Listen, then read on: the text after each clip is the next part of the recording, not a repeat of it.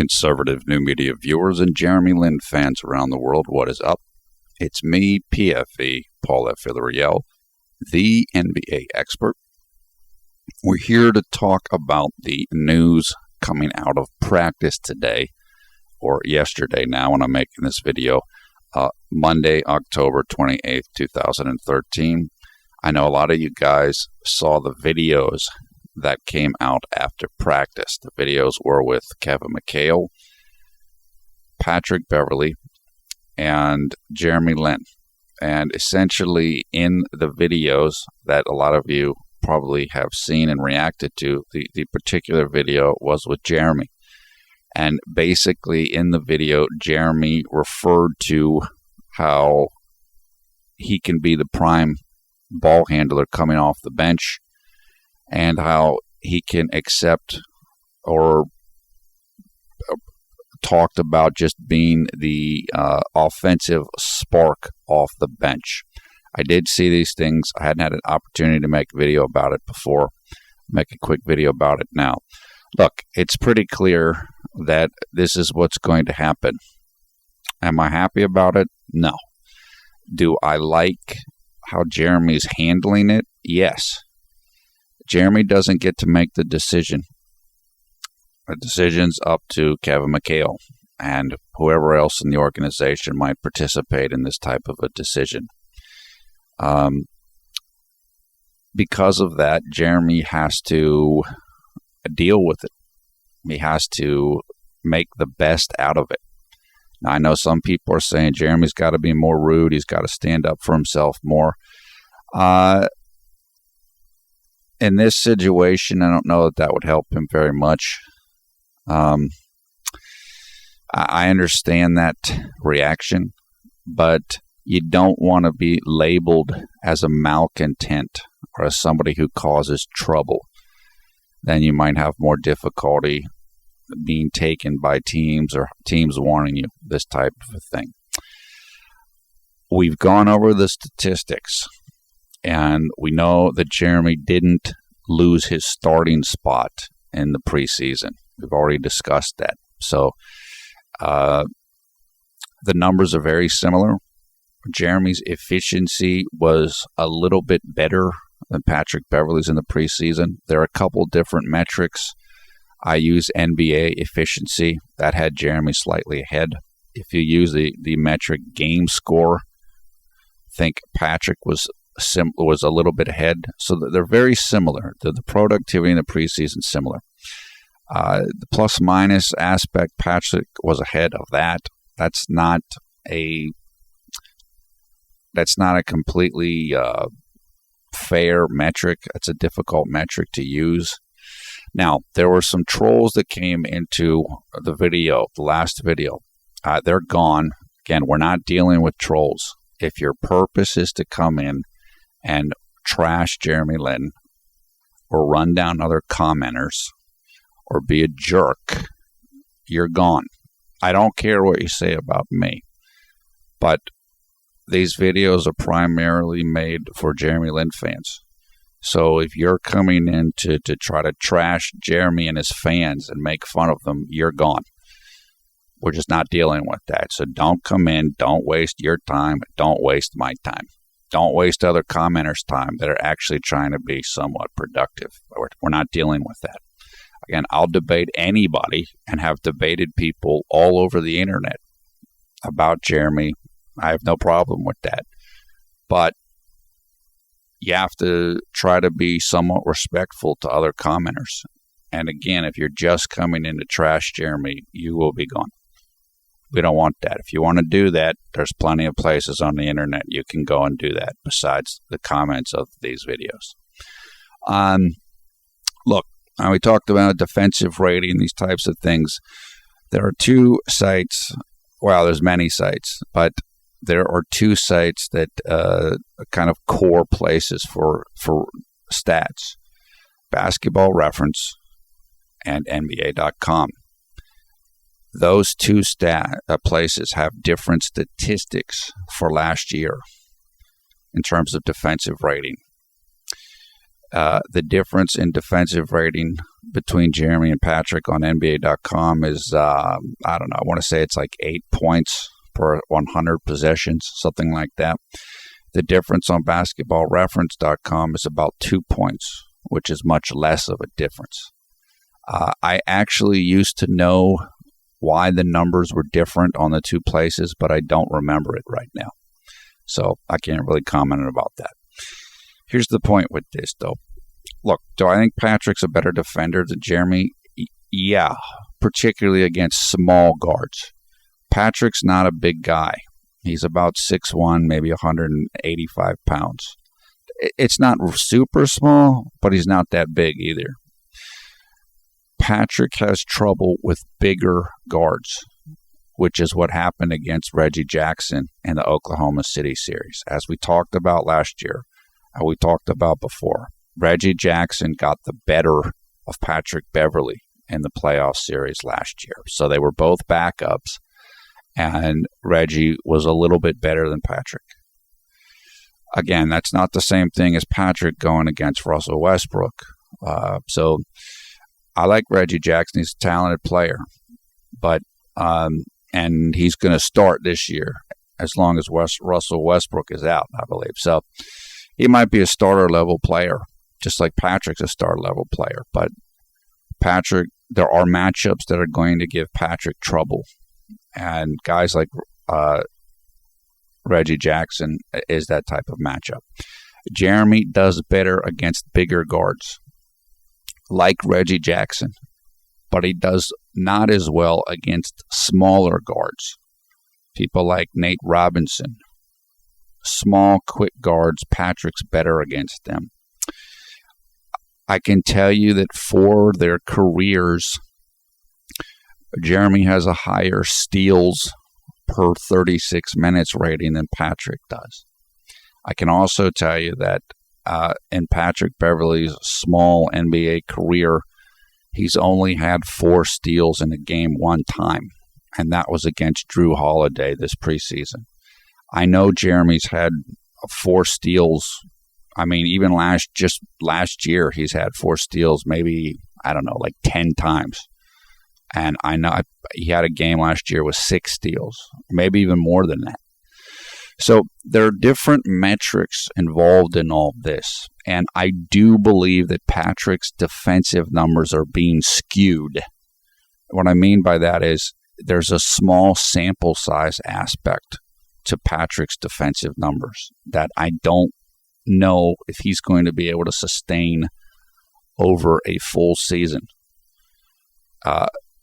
If you look at the numbers during this preseason, Patrick he's not getting super steals and stuff because I think he's trying to get less fouls, fewer fouls. So we'll have to see how that works out over a full season. The defensive intensity that Patrick plays with is going to be difficult to maintain for a full game and a full season. But we'll see more of that this year. Patrick's a good defender. I'm not taking anything away from him, but I don't know if he can sustain what he's done in small bursts. The second thing about Patrick and his defense is something that we've talked about regarding Patrick and his offense, which is to say, teams don't know Patrick. We say that teams haven't scouted Patrick. And so when they scout him on offense, he'll be less effective. Well, that's going to happen on defense too. Once teams know his tendencies on defense, then expect that he'll be less effective. It's the same thing happened to Jeremy. When Jeremy came out and did Linsanity 1.0, nobody knew how to deal with him. But then you start scouting him, you start seeing what his tendencies are, and then you adjust to that. So, for example, I don't expect Patrick Beverley to have 4 steals against Drew Holiday the next time they play. Why? Because that was the first time Drew Holiday ever played against Patrick Beverley. So he didn't know what he was dealing with. But now he knows what he's dealing with. And so the same things that happened to Jeremy in terms of being more scouted and losing some effectiveness, that's going to happen to Patrick too, on both sides of the ball. Again, I like Patrick. I'm not here to run Patrick down. This is kind of an answer to trolls and to people who aren't trolls, who are legitimately unsure about how all of this works and what the statistics are. As I've told you guys before, I want Jeremy to start, and he's certainly capable of starting, and he didn't lose his starting spot based upon how he played in the preseason, in my opinion. However, there are arguments for Patrick starting. I understand that. I might not agree with it, but I understand it. I could see it. I can understand. I know the stats very well. Let me just say this quick. Also, according to, I believe, Synergy Sports, which is another stats site, I want to say that the, what is the stat? I can't remember it right now. It's something like points per play, or it's an individual defensive ranking for each player. And I can't remember if it's isolation or just overall. Anyway, in that metric, Jeremy's defensive ranking was better than Patrick's was as an individual defender. None of these rankings are absolutely pure. And what I mean by that is, like, defensive rating has to do with who you're playing with on the floor at the same time on your team and who you're playing against. So Patrick last year was going against backups more. And that means that they might not be as good as on offense as the starter was. So Jeremy's going against starters, so that might make Jeremy's numbers look worse.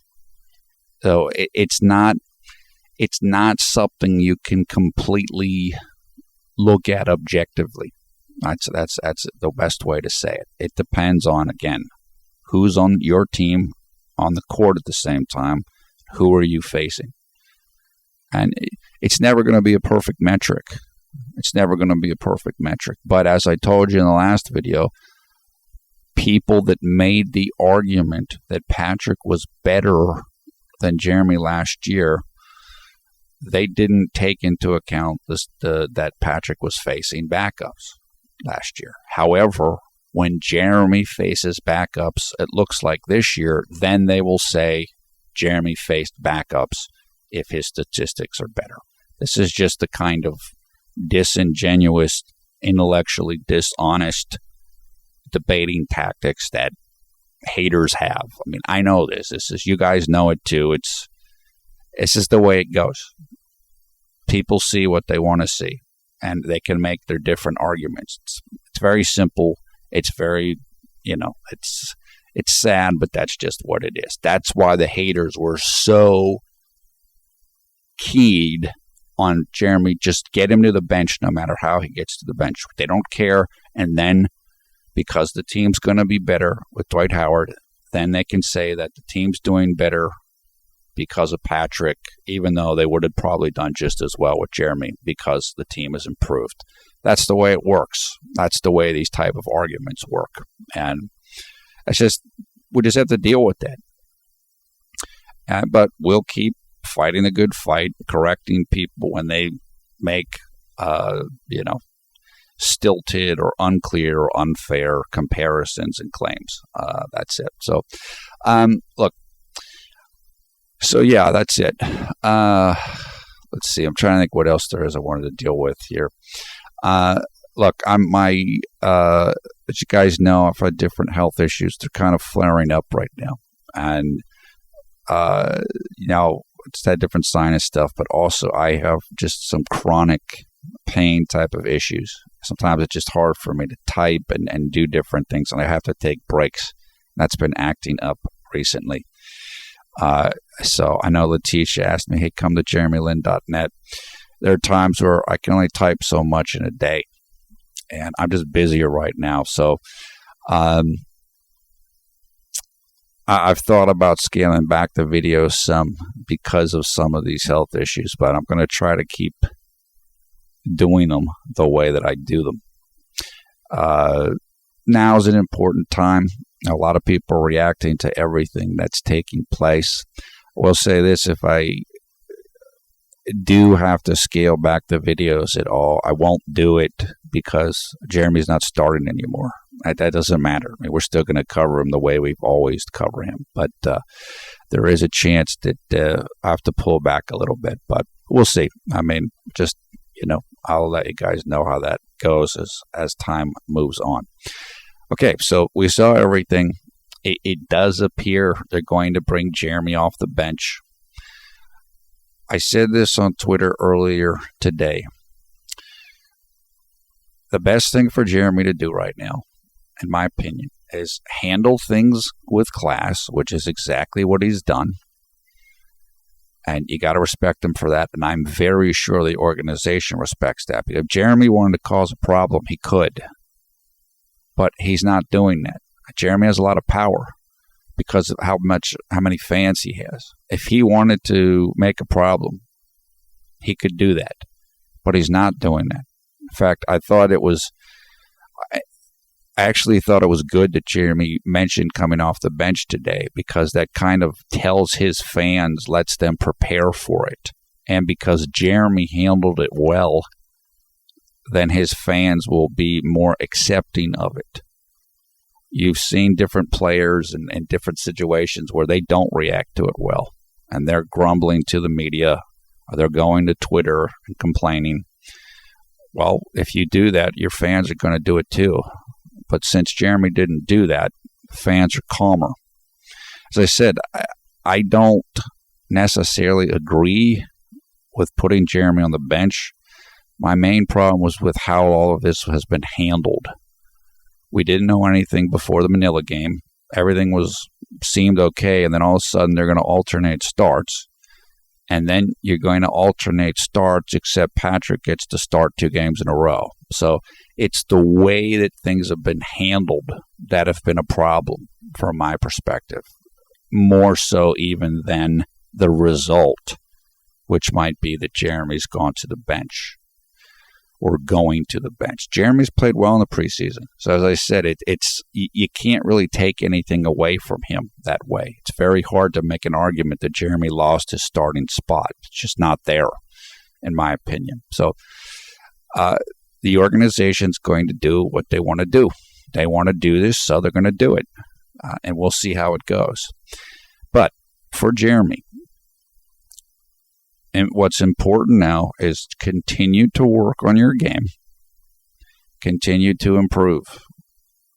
This isn't necessarily the best situation, but having the opportunity to go against Patrick in practice is going to help Jeremy. It's already helping him. So we talked about with competition. Jeremy is healthy. He said in the interview that he feels more comfortable with the situation, and we know Jeremy is somebody that needs to feel comfortable to do his best.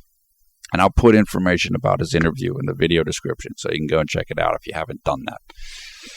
So everything is better for him, and his game is better than it was last year.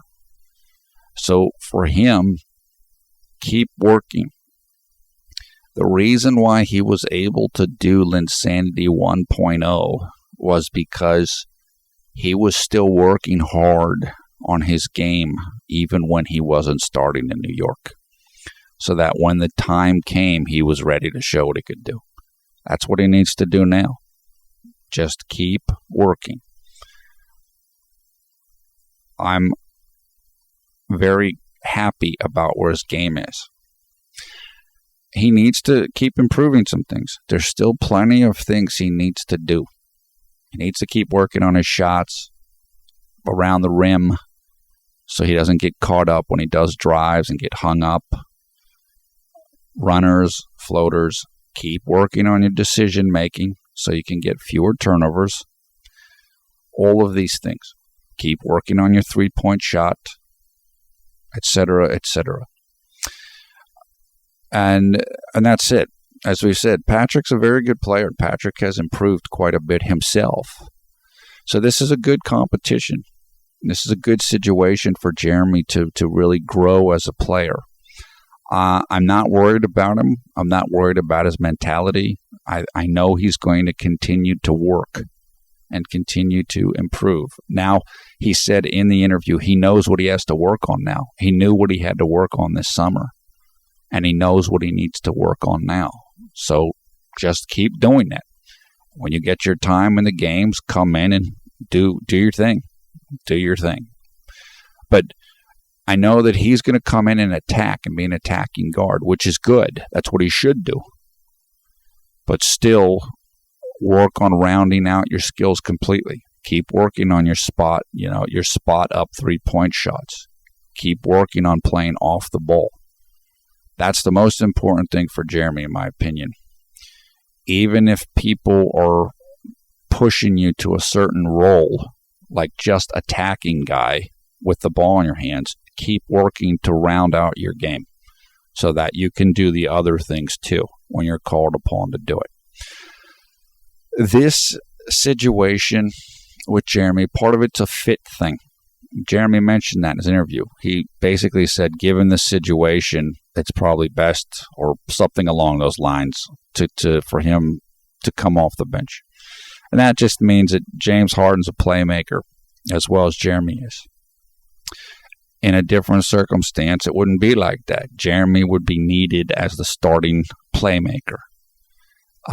But the coaching staff isn't looking at it that way.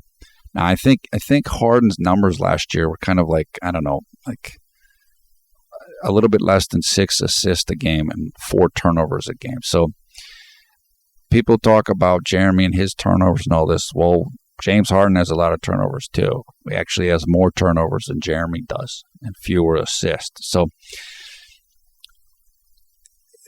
this is one solution to how the team should be run.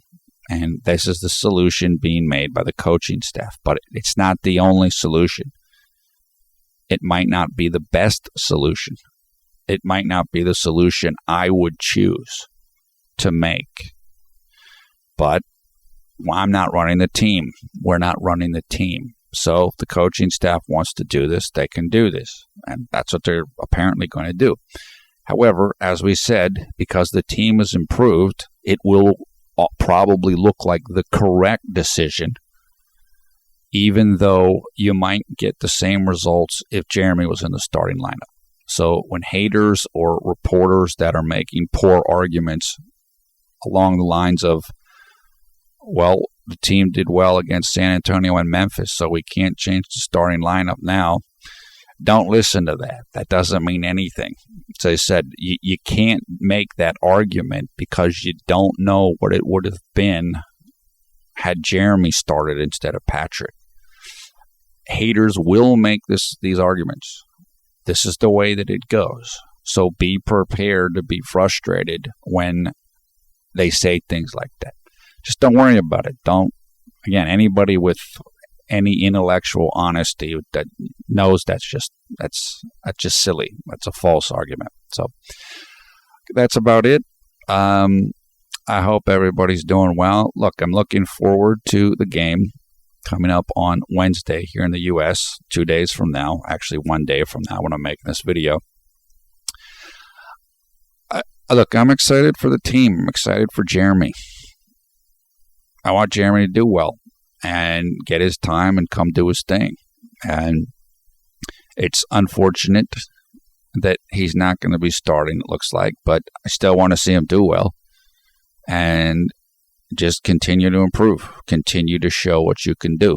Jeremy said he wants to build off of what he did in the preseason, and that's a good goal because he did well in the preseason.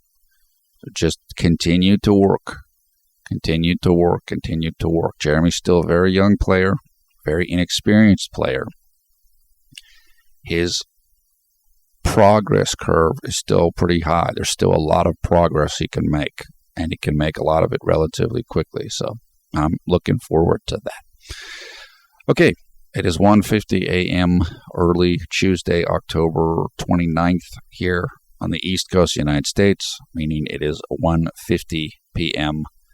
on Tuesday, October 29th in Taipei, Taiwan. I do hope everybody is doing well, wherever you are around the world, night or day, when you watch this video.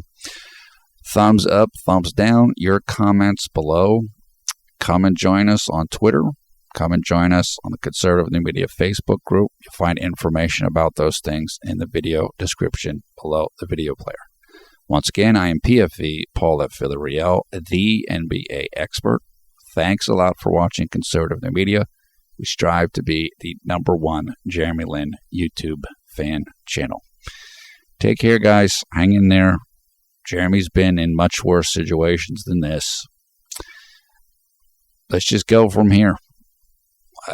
You got to work with the situation the way it is. Jeremy has a good mentality right now. I think he understands he can't control everything. And just make the best out of your situation, which he's certainly done before in his NBA career. And I think he's going to do that again. And when the time comes, I am sure if Jeremy is able to stay healthy and continue to improve his game, he's going to get the chance to start again in the league, get another chance, whether it's in Houston, whether it's somewhere else. We'll just have to see how that goes down the line. So I wouldn't be too pessimistic. Let's just keep it going, work with what the situation is, and onwards and upwards from here. That's where I'm coming from, and we will know more on Wednesday.